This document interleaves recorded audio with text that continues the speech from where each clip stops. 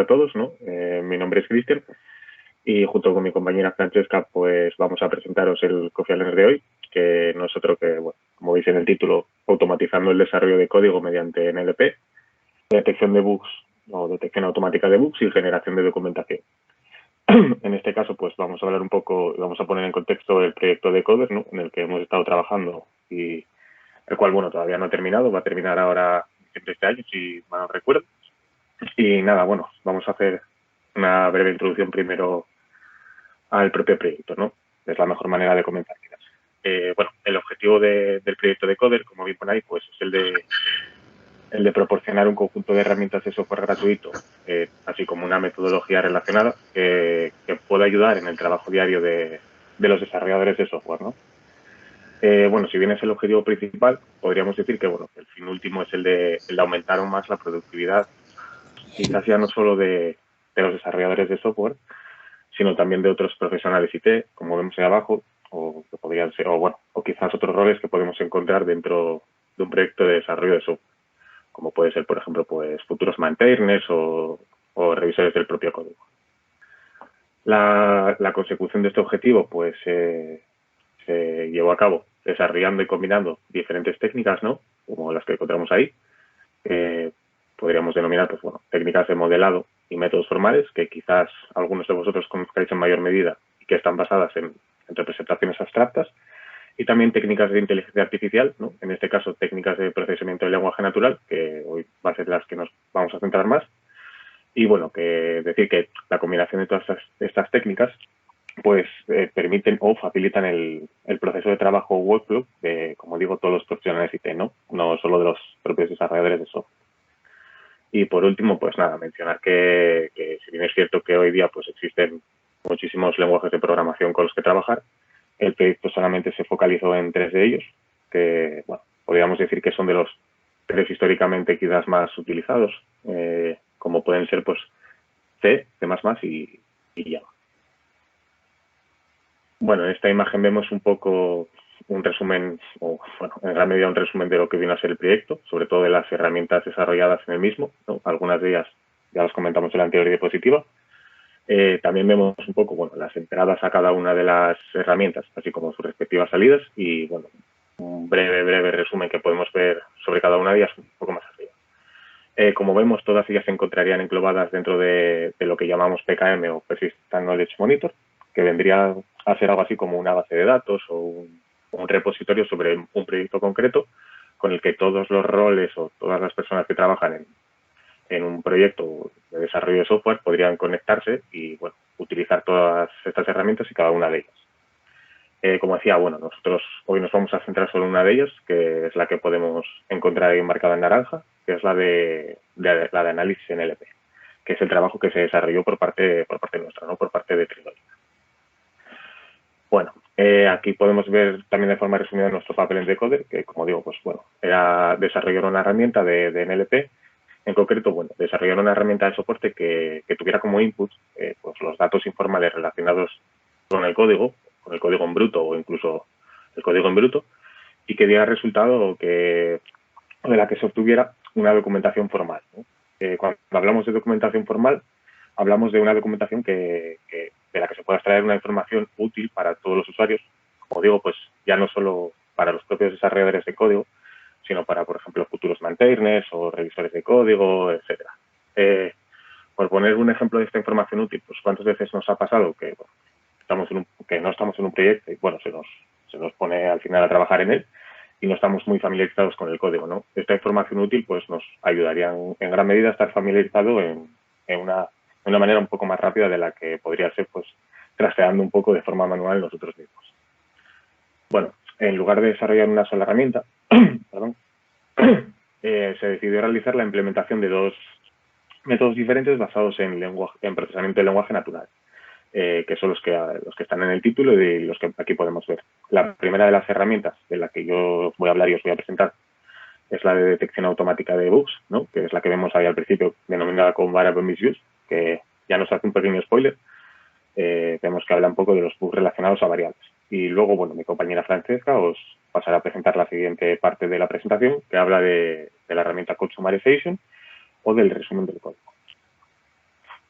Bueno, antes de hablar de las herramientas en sí, pues quizás resulta conveniente presentar un poco lo que es el procesamiento del lenguaje natural, porque, bueno, muchos de los que estamos aquí o de los que acudimos a los Copyland, pues, no estamos en todas estas tecnologías, ¿no? No es nuestro ámbito, pues es lo normal, no se puede saber de todo.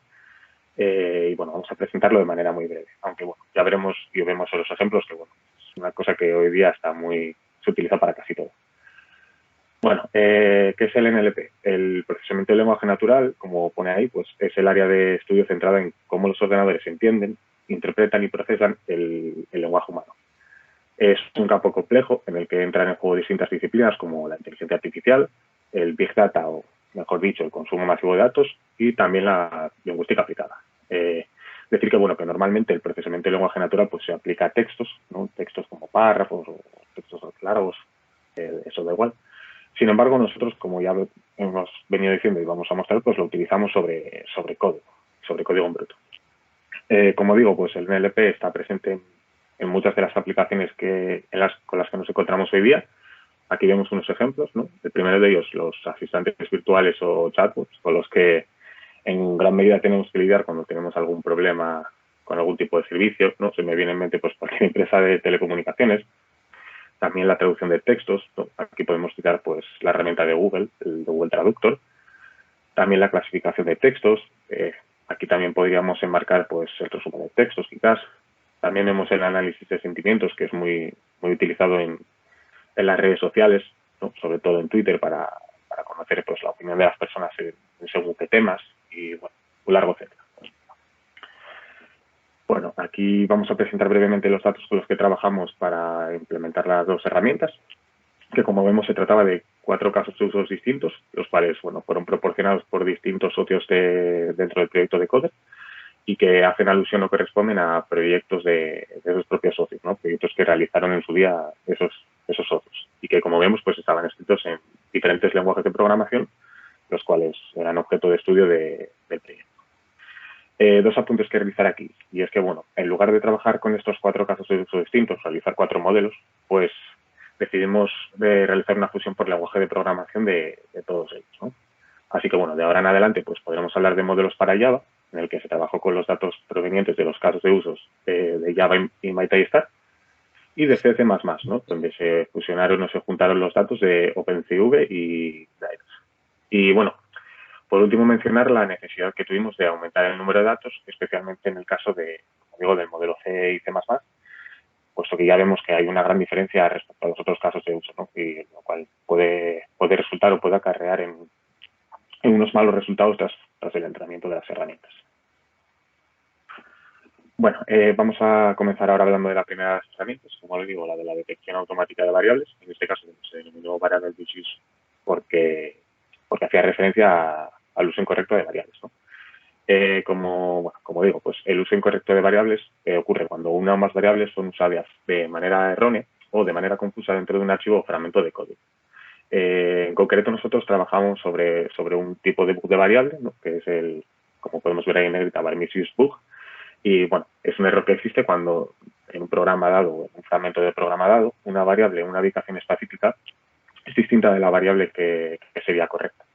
Es un tipo de bug que encontramos en muchas ocasiones, ¿no? Cuando estamos nosotros trabajando, pues desarrollando código. Yo soy data scientist y no desarrollo código como tal, pero sí trabajo con él. Muchas veces pues encuentro una solución que ya está implementada, pues copio o pego o pruebo algo que ya tengo implementado de antes, y cuántas veces pasa que lo pones a correr o lo ejecutas y falla porque, bueno, te olvidaste de renombrar alguna variable o ese tipo de cosas, ¿no? O incluso, bueno, cuando estamos trabajando con variables que tienen un nombre muy parecido y nos confundimos al escribirla entre ellos. Bueno, la mejor forma de presentar nuestra herramienta pues sería una manera visual, ¿no? Como vemos, pues tenemos una pieza de código abajo, bueno, 2 piezas de código, las cuales son muy parecidas. Imaginemos que, bueno, que el input de nuestra herramienta sería la pieza de código que tenemos a la izquierda, la cual, pues, vemos que es incorrecta, ¿no? Vemos una palabra en rojo, una variable en rojo, que es password, esa variable es incorrecta. Lo que debería devolver nuestro modelo, pues, sería algo parecido a lo de la derecha, ¿no? Debería, en concreto, pues, darnos la solución correcta, es decir, poder ver o detectar que el error de ese fragmento de código es password y devolvernos pues la variable que sería correcta que debe estar puesta en esa ubicación. Bueno, en este caso, decir que nos enfrentábamos a un problema de doble problemática, perdona la redundancia, y es que, bueno, como siempre, pues se trata de un problema de modelado, ¿no? De seleccionar el modelo que va a funcionar con los datos, pero en este caso también teníamos un problema de los datos, como bien veremos. Bueno, para el modelo decir que se seleccionó un enfoque existente, ¿no? Se realizó un estudio de todo el estado del arte y se seleccionó un enfoque que era relativamente nuevo y que parecía funcionar bastante bien, porque se probó y el que finalmente se implementó, como veremos, efectivamente funcionaba bastante bien. Sin embargo, como ponemos aquí, pues carecíamos de datos para entrenamientos. ¿Qué quiere decir esto? Que para entrenar nuestro modelo necesitaríamos datos, es decir, archivos de código que estén tanto no bugueados como bugueados, ¿no? Es muy difícil encontrar código bugueado, ya no solo en proyectos ya no solo es difícil encontrar datasets que tengan código bugueado, ¿cómo decirlo?, aposta, ¿no? Es muy difícil y sobre todo si atendemos a los casos de uso que tenemos. Como decíamos, se trataba de proyectos que ya habían estado finalizados en diferentes socios y, bueno, es muy fácil pensar, o no es nada loco pensar que, bueno, que se trata de código que no tiene ningún tipo de error, ¿no? Que funciona correctamente. La solución que tuvimos que implementar pues fue la de generar nuestro propio dataset de una forma sintáctica en la que nosotros introdujéramos los bugs de manera automática, como ya veremos. Bueno, vamos a hablar un poco de los requisitos o de las suposiciones que debemos tener en cuenta para realizar o para crear nuestro propio dataset, ¿no? Y, bueno, como vemos, la primera suposición de todas es que todos los archivos de código proporcionados por nuestros socios están libres de bugs, ¿no? Como bien digo, no es una suposición nada rara porque se supone que todos los proyectos funcionan correctamente, todo el código. Después vemos que en cada fragmento de código, cada archivo de código, debe haber al menos dos variables distintas dentro del código. Una la vamos a llamar variable original, que será en la que nosotros vamos a introducir el bug, y la otra sería la variable que candidata a ser bug. La variable original, como digo, debe aparecer en más de una ocasión, y esto implica también la siguiente suposición, y es que la variable que repara el bug, que será la original, de un archivo de código concreto, debe aparecer en el mismo archivo. Es decir, nosotros cuando estamos buscando el bug, tiene que ser una variable dentro del fragmento que estamos estudiando. No puede ser el nombre de una variable completamente distinta, ni siquiera atendería a fallos gramaticales o sintácticos. Y por último decir que, bueno, que cada archivo creado sintéticamente contiene solo un único bug en este caso, aunque, bueno, el enfoque podría ser extendido a múltiples bugs. Bueno, la preparación de los datos se lleva a cabo en diferentes fases o diferentes pasos. Aquí vamos a ver el primero. En un primer paso, pues tokenizamos e identificamos todas las posiciones de las variables. Tokenizar significa simplemente, pues, dividir el texto, o en este caso el código, en una secuencia de palabras y caracteres, ¿no? Hay distintos tipos de tokenización. Nosotros cogimos una muy simple, que era la de tokenizar por palabras y también por puntuación, por operadores, ¿no? Todo ese tipo de caracteres. Bueno, el parseo del código, decir que se realizó utilizando la herramienta Pyments, que es una librería ya existente en Python y que, bueno, que además de tokenizar, pues nos devuelve asociado a dicho token un tag o una etiqueta de cuál es la función de dicho token dentro del código, ¿no? Como vemos en ese output que nosotros tenemos aquí en la tabla de la derecha, vemos cada una de los identifiers o, bueno, las identificaciones de cada uno de los tokens, ¿no? Nosotros en este caso, pues como digo, como tenemos que identificar todas las posiciones de las variables, estamos interesados en encontrar aquellos que se denominan con el tag name, como en este caso vendrían a ser argc y argv. Bueno, después deberíamos de localizar todas las variables candidatas para la introducción del bug. En este caso, como digo, o como decíamos anteriormente, se trata de la llamada variable original, ¿no? Por eso decimos que son aquellas variables que deben de aparecer al menos dos veces. En este ejemplo que tenemos aquí, pues justamente tenemos dos variables que además aparecen solamente dos veces, por lo cual son las variables candidatas o variables originales en las que nosotros podemos introducir, que son arg y argv, que como vemos a la izquierda en input en verde, podemos encontrarlas repetidas dos veces cada una. Después, cuando nosotros seleccionamos una ubicación en la que queremos introducir el bug, a la izquierda, en el ejemplo de input, nos iríamos al primer arg. Imaginemos que queremos nosotros meter un bug ahí.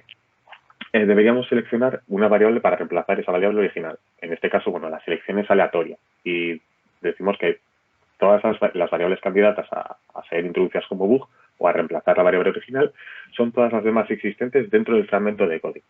Pero no pueden ser, normalmente no puede ser la misma, no podemos poner arg a reemplazar arg porque estaríamos volviendo a poner el código en orden, ¿no? En este caso, bueno, nosotros lo que queremos es introducir, al introducir el book, cambiaremos el arg, lo sustituiríamos por argv, como bien indica las flechas, y nos quedaría algo tal que así, ¿no? Como vemos, pues ahora tenemos las dos entradas, las dos variables que tienen argv, y como digo, pues bueno, es una pieza de código que sería error.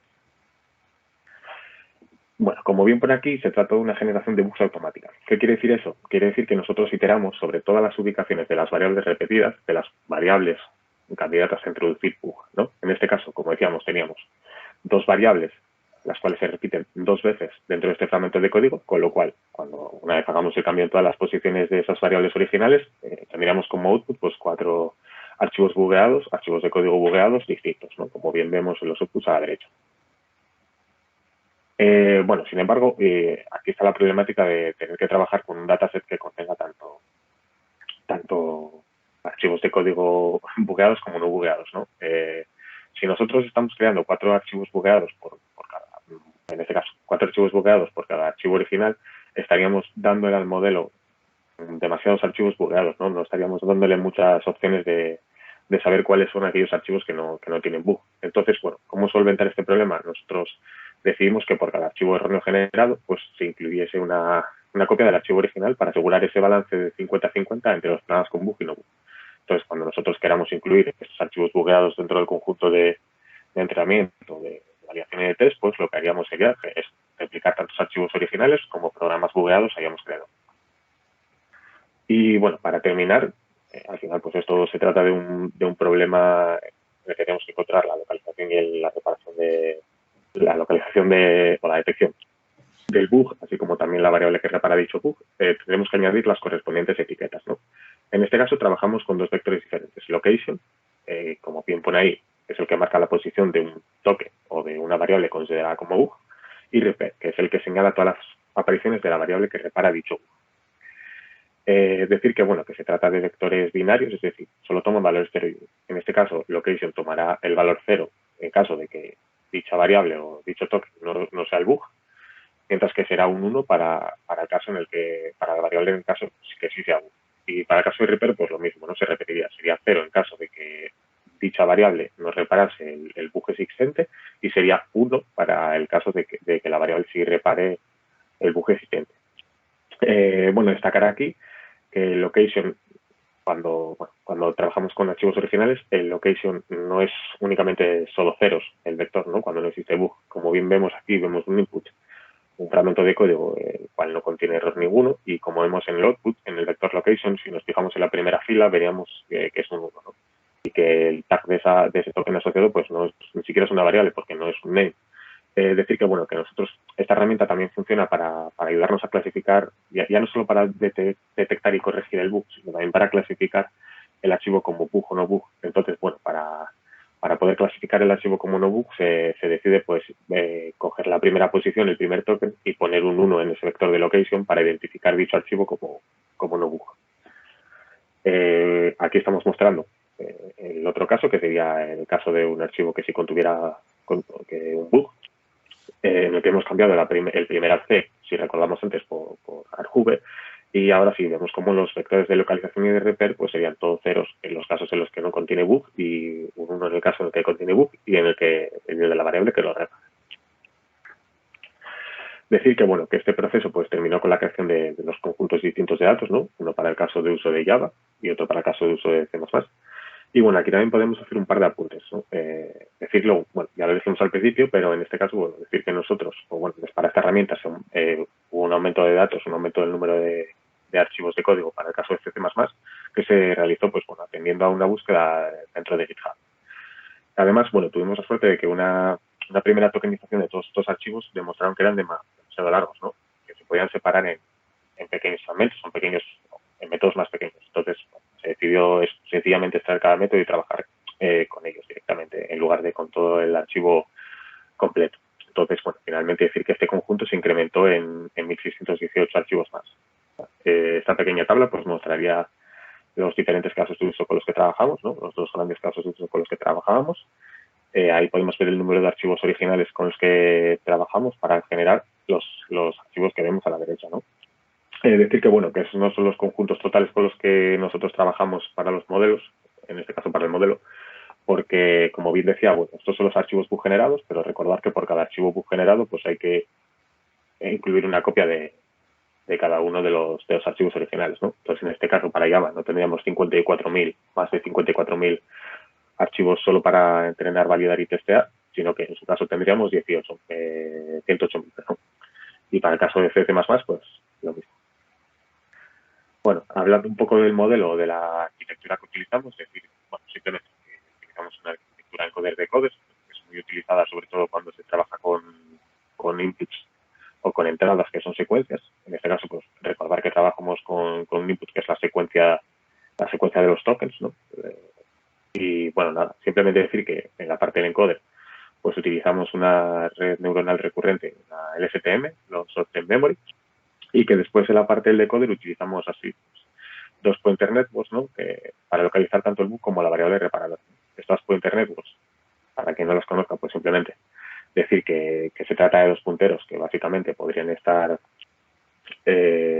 vistos como una distribución de probabilidad que nos indicaría qué token es más probable que sea o en qué posición es más probable que se encuentre el bug, así como qué posición es más probable que se encuentre la variable reparadora. Aquí, bueno, por último, vamos a mostrar los resultados de cada uno de los modelos, ¿no? Vemos 4 métricas diferentes y acaso las más importantes o las que más nos deberíamos centrar son las dos últimas, ¿no? Que es el Localization Accuracy, que nos vendría a decir pues la precisión que tiene nuestro modelo para localizar o para detectar el bug en caso de que existe bug en los programas en los que existen bug, y el último que es Localization and Repair Accuracy, que vendría a ser lo mismo, pero teniendo en cuenta sobre todo que ya no que lo detecte solo bien, sino que además lo repare correctamente. Como vemos, pues bueno, ambos modelos detectan más de un 85%, incluso llega al 86% en el modelo de Java, el bug en todos los archivos bug de esos casos de uso. Sin embargo, bueno, vemos que se pierde un poco de información o que se obtienen resultados un poco peores cuando tratamos de reparar correctamente dicho bug. Sobre todo, bueno, destacar la diferencia que existe en este caso del modelo Java con el modelo C++, y decir que bueno, en parte se debe a lo que veníamos diciendo, ¿no? A trabajar con un conjunto mucho más pequeño de datos, mucho menor. Incluso cuando ya vimos que hemos aumentado el número de datos en más de 1.600 archivos de código. Y bueno, por último mostraríamos un ejemplo de lo que vendría a ser nuestra herramienta, ¿no? Arriba vemos una pieza de código, un método original, ¿no? Que no ha sido bugueado. Como vemos, bueno, una vez ha pasado por nuestra herramienta, el output pues debería ser, igual, la misma pieza de código, el mismo fragmento, no sin tocar. Sin embargo, cuando trabajamos con un archivo bugueado, vemos que nos aparece un mensaje. Si os fijáis un poco en la cuarta, quinta línea, ¿no? Veis un mensaje que pone decoder variable misuse. Bueno, mirad si hay que reemplazar pues la variable to por la variable sum. Al final, pues bueno, se decidió trabajar de esta manera en lugar de hacer el cambio de manera automática, puesto que, bueno, como hemos visto, se trata de un modelo que no es fiable al 100%, ¿no? Entonces, bueno, puede haber ocasiones en las que se realiza un cambio o en las que, bueno, me sugiera un cambio que no es correcto, ¿no? Entonces, bueno, pues es mucho mejor avisar al propio desarrollador, al propio usuario, que de hacer el cambio directamente y volver a entorpecer el código y volver a hacer que esté mal.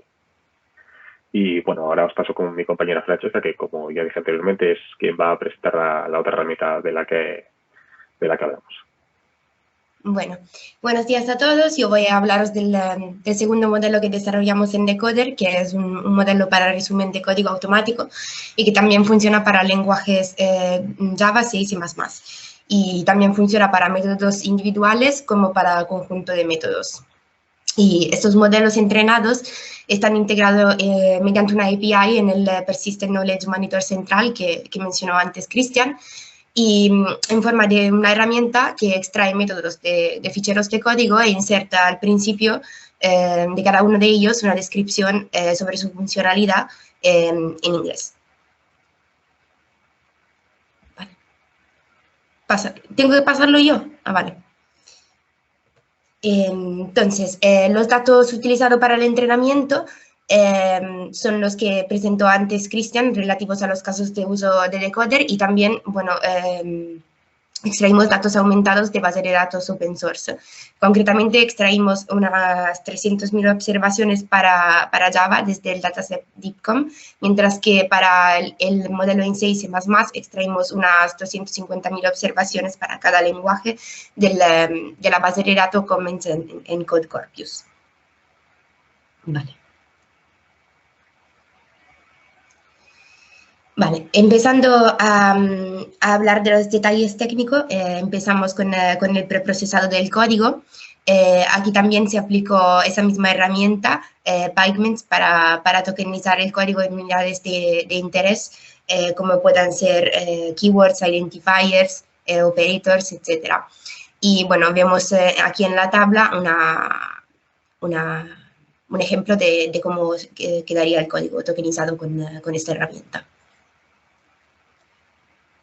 El siguiente paso sería aplicar una función para tokenizar los identifiers, es decir, nombres de variables, clases, etcétera, según esas convenciones que vienen adoptadas por los desarrolladores, como por ejemplo las que vemos aquí, el snake case y camel case. Y aquí en la tabla vemos como Expert Fusion y Compute Total Score, que en principio estaban juntos, vienen tokenizados en las palabras que los componen. El último paso para el preprocesado del código consiste en eliminación de tokens que consideramos no aportan mucha información, como por ejemplo puntuación, new lines, tabs, etc. Y también eliminamos tokens poco frecuentes. También aplicamos una conversión de números a integers y floats a su correspondiente etiqueta, y al final aplicamos un lowercase en final. Y aquí en la tabla vemos como, bueno, algunos tokens se quedan eliminados, ¿no? Y todo está, bueno, en lowercase. Vale, pasando ya a hablar del preprocesado de las descripciones en lenguaje natural, aquí el proceso se simplifica mucho, y aunque, bueno, aquí también decidimos aplicar la misma función de identifier splitting, porque lo que observamos es que muchas veces también en las descripciones los nombres de variables, clases, etcétera, aparecen con esas mismas convenciones, ¿no? De snake case o camel case. Entonces, bueno, aquí la tokenización se ha llevado a cabo con tokenizers tradicionales, en concreto el Keras Tokenizer, que se ocupa también de hacer el lowercase final de todos los tokens, y también aquí eliminamos esos tokens que son pocos frecuentes, que no aparecen mucho. Y bueno, todos estos preprocesados que acabo de introducir sirven tanto para simplificar la representación de las secuencias de input y output, sin que se pierda mucha información en el proceso, y que al mismo tiempo eso sirva para intentar reducir lo máximo posible los vocabularios de entrenamiento que se sacan de esas secuencias, ¿no? Y aquí vemos en la tabla los tamaños de los vocabularios obtenidos, tanto para el modelo, para los modelos pequeños, donde utilizamos solo los datos de decoder, y los modelos aumentados, que vemos que obviamente tienen vocabularios mucho más grandes.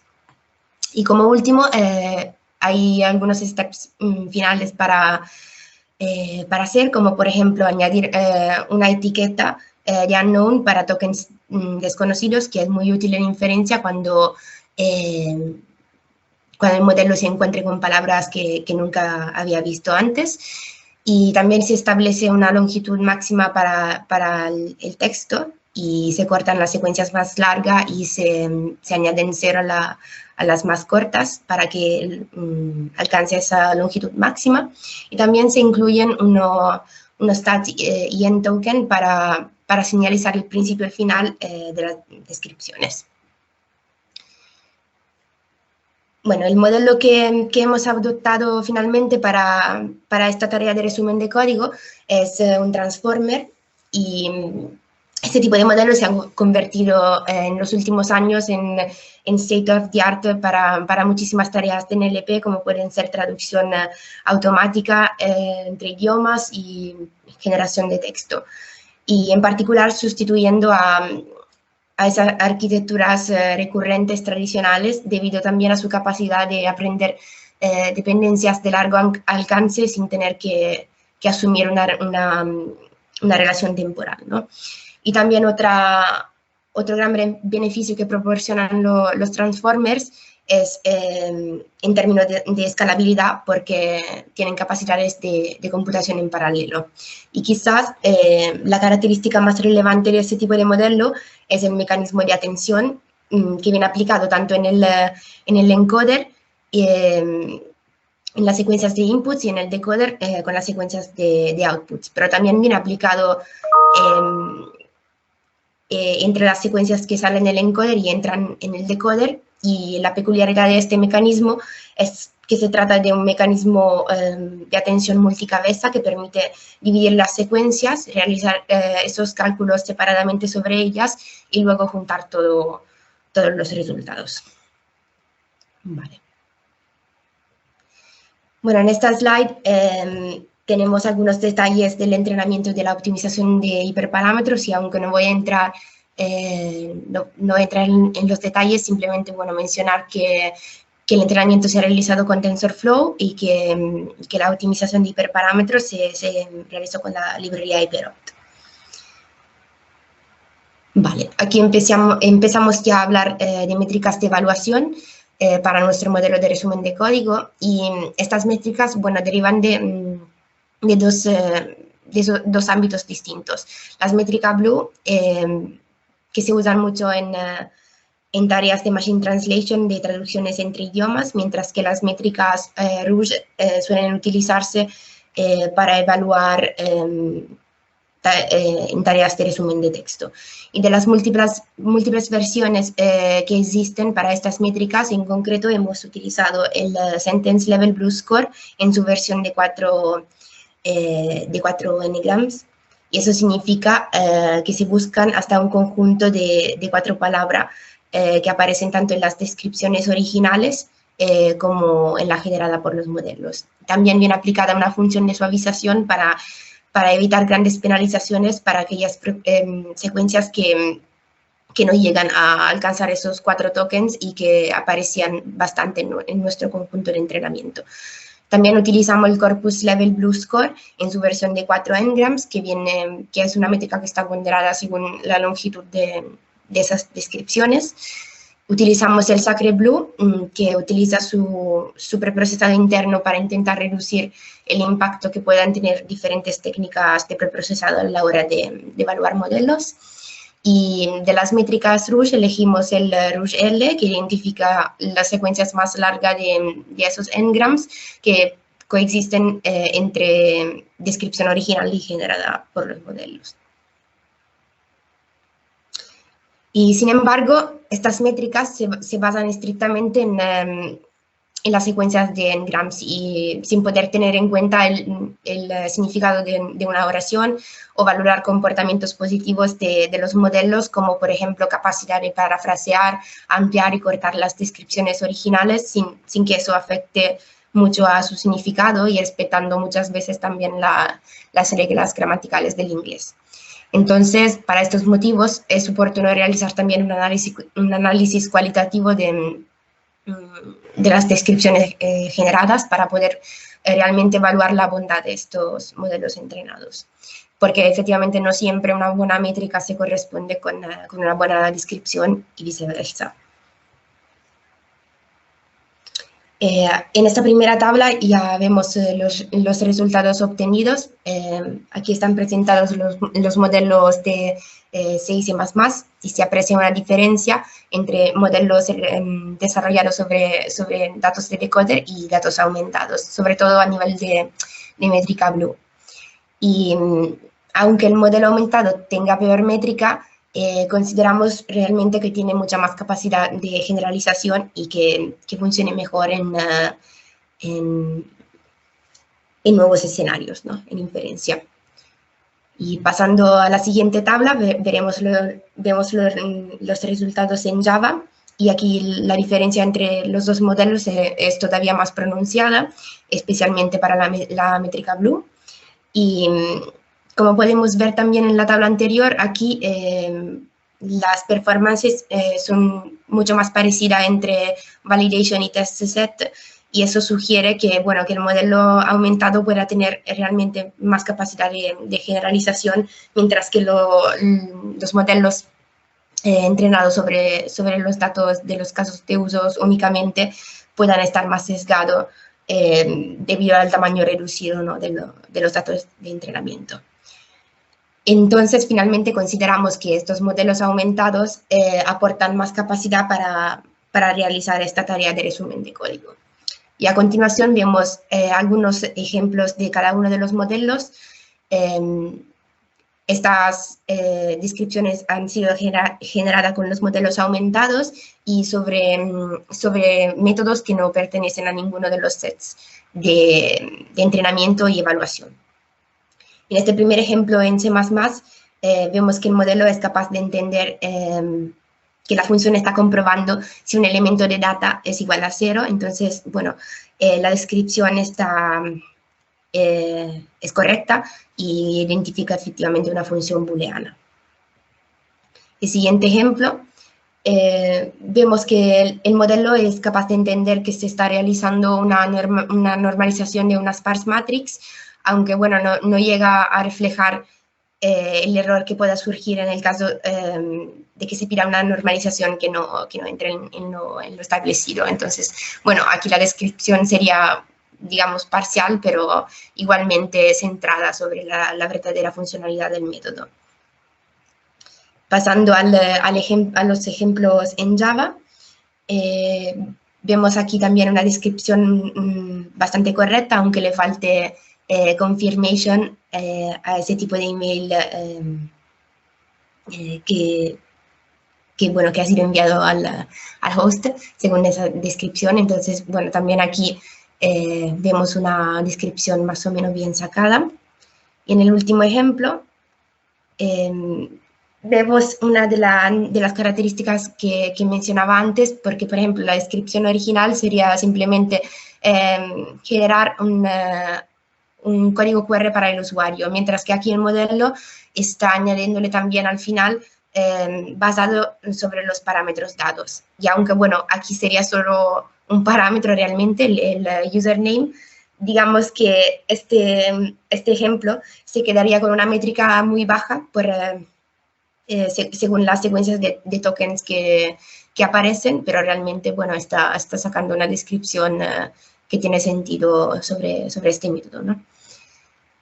Y nada, eso sería todo por mi parte. Muchísimas gracias por atender este Coffee and Learn, y cualquier pregunta que tengáis para nosotros está bienvenida.